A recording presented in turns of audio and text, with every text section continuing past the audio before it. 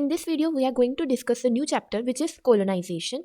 So हम इसमें क्या देखेंगे कि कोई भी माइक्रो ऑर्गेनिजम्स जैसे बैक्टीरियाज, मेनली यहाँ पर हम बैक्टीरिया की बात करेंगे कि वो कैसे किसी होस्ट पे या किसी इन्वायरमेंट में कैसे वो कॉलोनाइज करते हैं. तो उनका जो मैकेनिज्म ऑफ कॉलोनाइजेशन, इन्वेजन, हम इस चैप्टर में वो डिस्कस करेंगे. तो पहले definition. What is the definition of colonization? Colonization is the presence of microorganisms on or inside the body.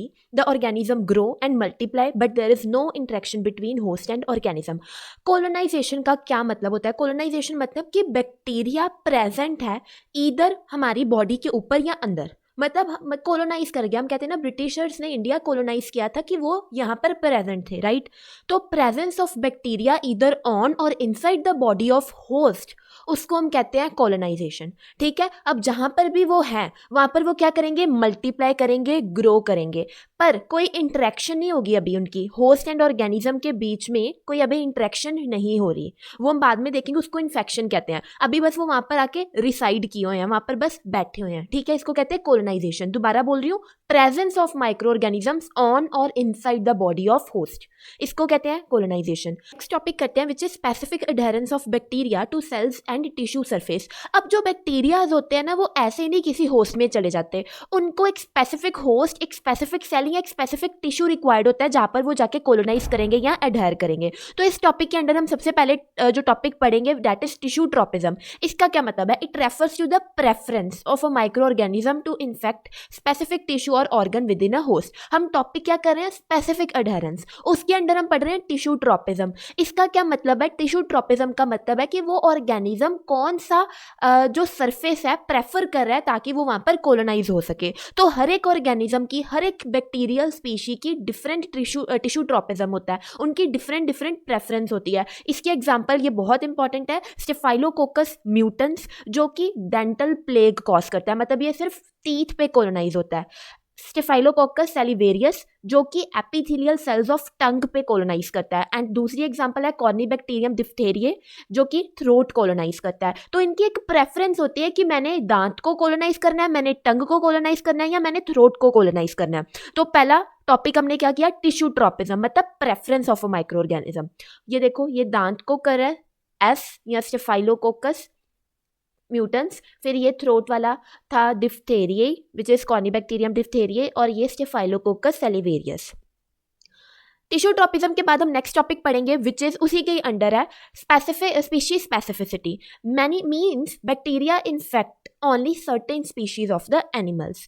Species specificity नाम से क्लियर है, स्पेसिफिक स्पीशी को ही वो टारगेट कर रहा है. जैसे फॉर एग्जांपल जो एनिमल्स में हम बात करें तो जो एनगोनोरिया है ये ह्यूमंस को इन्फेक्ट करता है. बॉर्डेटेला पर्ट्यूसिस ये ह्यूमंस को कर रहा है. ई कोलाई K88 पिग्स को करता है. E coli CFA1 and CFA2 human को करता है. ई कोलाई K99 काव्स को and group A streptococcal humans को. तो ये स्पीशी स्पेसिफिक बैक्टीरियाज है कि एनिमल्स में इस स्पेशल स्पीशी को ही मैंने इन्फेक्ट करना है. तो that is species specificity of the bacteria. ये एग्जांपल्स एज इट इज याद रखनी पड़ेंगी. ये तो तुम्हें पता ही है कि जो गोनोरिया होता है वो ह्यूमंस में होता है. पर्ट्यूसिस हम क्या कहते हैं? वूपिंग कफ, ये भी ह्यूमंस में होता है. तो ये दोनों तुम्हें याद हो जाएंगे. इकोलाई जो है बेसिकली वो पिग्स को, एक इकोलाई ये वाला है, एक ये वाला है, एक पिग्स को और एक ह्यूमन को इन्फेक्ट करता है. इतना काफी है. जो स्ट्रेप्टोकोकस है ये भी तुम्हें पता है ह्यूमंस को इन्फेक्ट करती है. तो इसके under specific adherence of bacteria to cells and tissue surfaces के अंदर हमने टिश्यू ट्रॉपिज्म पढ़ लिया, स्पीशी स्पेसिफिसिटी पढ़ लिया. अब नेक्स्ट है genetic specificity with in a species. चलो, अब हमने पढ़ लिया कि इस स्पेसिफिक स्पीशी को उसने इन्फेक्ट किया, पर उस स्पीशी के अंदर भी वो कौन सी रेस या कौन सी स्ट्रेन को इन्फेक्ट करना प्रेफर करेगा, उसको कहते हैं जेनेटिक स्पेसिफिसिटी. ठीक है. सर्टेन स्ट्रेन्स और races within a species में be genetically immune to a pathogen, कि इस स्पीशी के इस स्ट्रेन को ही वो इन्फेक्ट कर रहा है, कर पा रहा है, दूसरे स्ट्रेन को वो नहीं कर पा रहा. फॉर एग्जाम्पल, जो अब देखो हमारी जो स्पीशी है डेट इज ह्यूमंस, है ना. ह्यूमंस में अब दो रेसेस या दो स्ट्रेन्स है, मेल एंड फीमेल. अब जो males are not susceptible to mastitis and females are not to orchitis. ठीक है. मास्टाइटिस का मतलब होता है इन्फ्लामेशन ऑफ मेमरी ग्लैंड. अब मेल्स में बैक्टीरिया मास्टाइटिस कॉज नहीं कर सकता, और फीमेल में ऑर्चाइटिस मतलब कि इन्फ्लामेशन ऑफ टेस्टिकल्स, तो ये फीमेल्स में नहीं हो सकता. तो एक स्पीशी मतलब ह्यूमंस में जो एक स्पेसिफिक रेस को ही वो बैक्टीरिया इन्फेक्ट कर सकता है। अब मेल्स में मेमरी ग्लैंड की इन्फ्लामेशन नहीं हो सकती और फीमेल में टेस्टिकल्स की इन्फ्लामेशन नहीं हो सकती, इसलिए ये टर्म थी genetic specificity with in a species. एक स्पीशी में भी वो कौन सी स्ट्रेन को इन्फेक्ट कर पा रहा है। ये एग्जाम्पल्स दोनों लिख कर आनी है।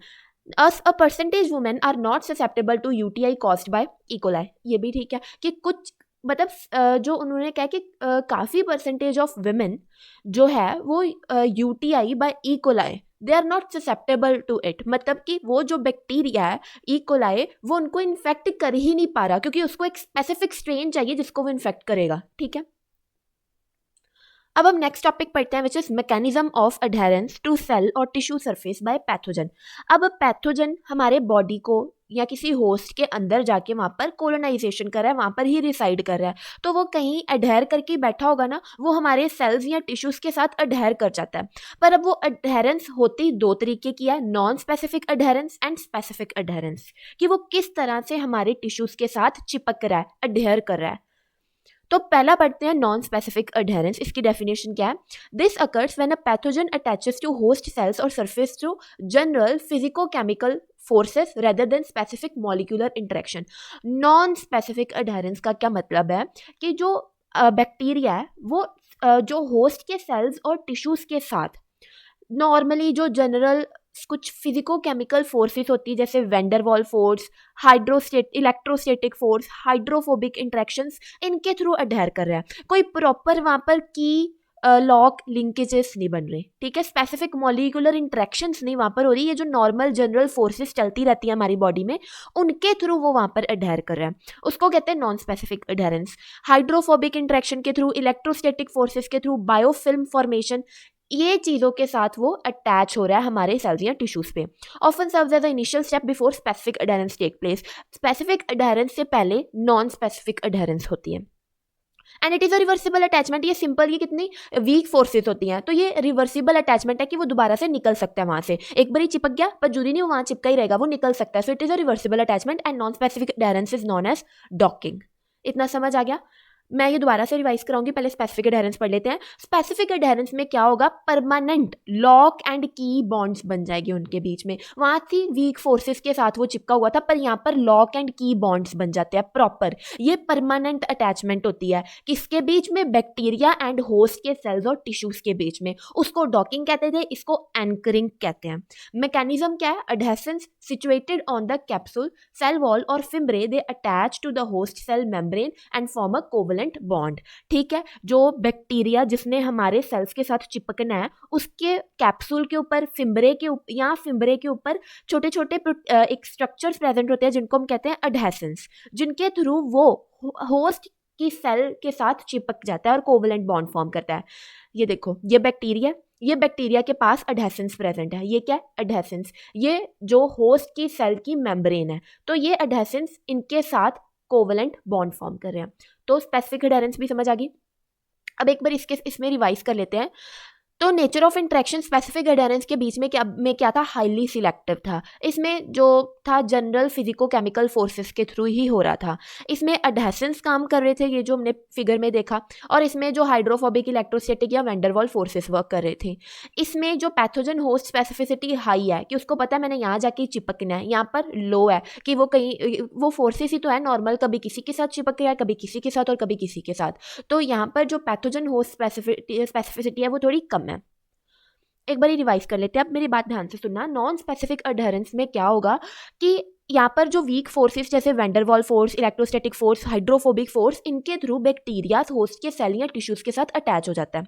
मैकेनिज्म में तुम यही लिखोगे कि ये 3-4 फोर्सेस हैं, इनके थ्रू वो उसके साथ अटैच हो गया and it is a reversible attachment, दोबारा से वो निकल सकता है, इसको डॉकिंग कहते हैं। फिर स्पेसिफिक अडेरेंस में क्या होगा? उसको पता है मैंने इस सेल या इस टिश्यू के साथ ही अडेयर करना है, इसलिए तो उसको स्पेसिफिक अडेरेंस कह रहे हैं। ठीक है, और ये परमानेंट होता है, उसको पहले ही पता है मैंने इस स्पेसिफिक टिश्यू के साथ ही के साथ अटैच हो जाना और ये परमानेंट है। ठीक है, इसको एंकरिंग कहते हैं। परमानेंट लॉक एंड की बॉन्ड्स बन जाते हैं, कोवलेंट बॉन्ड बन जाते हैं। इसमें मेन काम किसका है? अडहेसेंस का, जो कि बैक्टीरियल वॉल या कैप्सूल या फिम्ब्रे के ऊपर प्रेजेंट होते हैं, जो कि होस्ट सेल की मेम्ब्रेन के साथ अटैच होकर ऐसी कोवलेंट बॉन्ड्स फॉर्म कर देता है। क्लियर है? अब हम नेक्स्ट टॉपिक पढ़ेंगे कॉलोनाइजेशन के अंदर। अब बैक्टीरिया हमारी बॉडी में प्रेजेंट है, उसने कॉलोनाइजेशन की हुई है, मतलब वहाँ प्रेजेंट है। अब वो थोड़ा अपना पैथोजेनिक फीचर्स शो करेगा, अंदर वो एज अ पैथोजन एक्ट करेगा। तो पैथोजन है, पैथोजेनिसिटी है क्या, अब ये समझो। Pathogenicity is the ability of a bacteria to cause disease in a host. Pathogenicity का क्या मतलब होता है, जब एक बैक्टीरिया डिसीज कॉज कर सके इस होस्ट में, तो हम कहेंगे कि वो पैथोजन है। ठीक है, it is the ability of bacteria to cause disease in host, उस टर्म को हम कहते हैं pathogenicity. It refers to the capacity of a bacterial species to invade, multiply and damage host tissue leading to illness. जब वो bacteria हमारे अंदर चला गया, वहां पर उसने कुछ टॉक्सिन्स रिलीज करके हमें डिसीज कॉज की, हमारे टिश्यूज को डैमेज किया, then that term is known as pathogenicity. अब जो एक बैक्टीरिया को पैथोजन बनने के लिए दो फीचर्स चाहिए होती है, एक टॉक्सीजेनेसिस एंड दूसरा इन्वेजिवनेस। अगर एक बैक्टीरिया के पास ये दो फीचर्स हैं या ये दो प्रॉपर्टीज है, तो हम कहेंगे ये एक पूरा प्रॉपर आइडियल पैथोजन है। टॉक्सीजेनेसिस का मतलब क्या है, प्रोडक्शन ऑफ टॉक्सिन्स, एंड इन्वेजिवनेस की वो हमारी बॉडी के अंदर इजीली इन्वेड कर सके, हमारे सारे प्राइमरी सेकेंडरी डिफेंस मैकेनिज्म को ब्रेक करके। तो जिस पैथोजन के पास ये दो फीचर्स होंगे वो एक प्रॉपर पैथोजेनिसिटी शो कर रहे हैं। तो सबसे पहला हम पढ़ते हैं टॉक्सीजेनेसिस। नाम से क्लियर है, टॉक्सी मतलब टॉक्सिन्स, जेनेसिस मतलब रिलीज या प्रोडक्शन। तो टॉक्सिन्स की production by bacteria is known as toxigenesis and it is responsible for the pathogenic feature of the bacteria. अब हमारे पास दो तरह के टॉक्सिन्स होते हैं, एक होते हैं एंडोटॉक्सिन्स, एक होते हैं एक्सोटॉक्सिन्स। एंडो मतलब कि अंदर से, जो बैक्टीरिया के अंदर से बनेंगे, बैक्टीरिया जब टूटेगा मतलब बैक्टीरियल लाइसिस होगी, तब ये टॉक्सिन्स रिलीज हो जाएंगे और इफेक्ट शो करेंगे हमारी बॉडी में। एक्सोटॉक्सिन्स कौन से होंगे, जो एक्स्ट्रा सेलुलर प्रेजेंट होंगे, बैक्टीरिया एक्टिवली उनको सेक्रेट कर रहा है, वो एक्स्ट्रा सेलुलरली प्रेजेंट है, और जो लिविंग बैक्टीरिया है वही उसको रिलीज कर रहा है। बैक्टीरिया टूटेगा नहीं यहाँ पर, एंडोटॉक्सिन में बैक्टीरिया पहले टूट रहा था फिर वो रिलीज होते थे, पर ये क्योंकि एक्स्ट्रा सेलुलरली प्रेजेंट है इसलिए यहाँ पर उसको टूटने की जरूरत नहीं है, इसमें मैंने यही लिखा हुआ है। और एक और बात याद रखना, जो एंडोटॉक्सिन्स होते हैं ये सिस्टेमिक इफेक्ट शो करेंगे लाइक फीवर, इन्फ्लामेशन, शॉक, पर जो एक्सोटॉक्सिन्स होते हैं ये क्या करते हैं, एक स्पेसिफिक सेल या टिश्यूज को ही टारगेट करते हैं। ठीक है, वो सिस्टेमिक इफेक्ट शो कर रहा है, बट ये लोकल एक स्पेसिफिक सेल या टिश्यू को ही टारगेट कर रहा है। ठीक है, पहली हमने प्रॉपर्टी देख ली जो एक पैथोजन को पैथोजन बनने के लिए चाहिए होती है, दैट वाज टॉक्सीजेनेसिस। अब सेकंड प्रॉपर्टी हमने क्या देखी थी, इन्वेजिवनेस। इन्वेजिवनेस क्या है, capability of pathogen to invade the host tissues, कि वो इजीली होस्ट के टिश्यू के अंदर जा पा रहा है और वहां पर जो उसका बैड इफेक्ट है वो शो कर पा रहा है, that is non an invasiveness, invade कर पा रहा है होस्ट के सेल्स को। इसमें जो इन्वेजिवनेस के अंदर तीन प्रोसेसेस आते हैं, या मैं कहूँ तीन मैकेनिज्म्स आते हैं। सबसे पहले होगी कोलोनाइजेशन, फिर होगी प्रोडक्शन ऑफ सब्सटेंस, एंड तीसरी होगी टॉक्सिन एंड कैप्सूल प्रोडक्शन। ये तीन प्रोसेसेस है इन्वेजिवनेस के अंडर। कोलोनाइजेशन का क्या मतलब है, कोलोनाइजेशन कब होगी, जब वो अडहेर करेगा बैक्टीरिया हमारे सेल्स के साथ। सो कोलोनाइजेशन का मतलब क्या है, adherence to host cell and multiplication. वहां पर वो मल्टीप्लाई कर गया, मतलब उसने कॉलोनी फॉर्म कर दी है, वो वहां पर अब रिसाइड कर रहा है अच्छे से। तो पहली प्रोसेस क्या हुई, कोलोनाइजेशन। अब वहां पर वो बैठ गया, आराम से अडहेर कर गया, मल्टीप्लाई भी हो गया। अब उसने क्या करना है, दूसरा स्टेप, प्रोडक्शन ऑफ सब्सटेंस। इसके एग्जांपल है hyaluronidase, that facilitate the invasion in host tissues, कि वो इजीली अंदर इन्वेड कर सके, हमारी बॉडी में चला गया, उसने वहाँ पर मल्टीप्लिकेशन कर दी। अब वो ये सब्सटेंस लाइक हाइलुरोनिडेज इसको प्रोड्यूस करके वो इजीली टिश्यू के अंदर इन्वेड कर जाएगा। दूसरा स्टेप ये हो गया। तीसरा, अब वो वहाँ पर जाके क्या करेगा, टॉक्सिन एंड कैप्सूल प्रोडक्शन करेगा। क्यों, क्योंकि अभी अभी उसने हमारे होस्ट के सेल या टिश्यू को इन्वेड किया था। तो ऑब्वियस ही बात है, अब जो होस्ट का इम्यून रिस्पॉन्स है वो एक्टिवेट होगा, तो उस चीज से बचने के लिए अब ये तीसरी प्रोसेस क्या करेगा, टॉक्सिन प्रोडक्शन या कैप्सूल प्रोडक्शन, अपने आप को प्रोटेक्ट करने के लिए। ठीक है, अब हम नेक्स्ट पढ़ते हैं, what are the factors that helps in invasion, कि एक बैक्टीरिया आराम से होस्ट के सेल या टिश्यूज के अंदर इन्वेड कर सके, तो कौन कौन से फैक्टर्स है जो उसको हेल्प करते हैं। एक फैक्टर है दैट इज इन्वेजन्स, ये एंजाइम्स होते हैं जो कि हेल्प करते हैं बैक्टीरिया को इजीली इन्वेड करने में।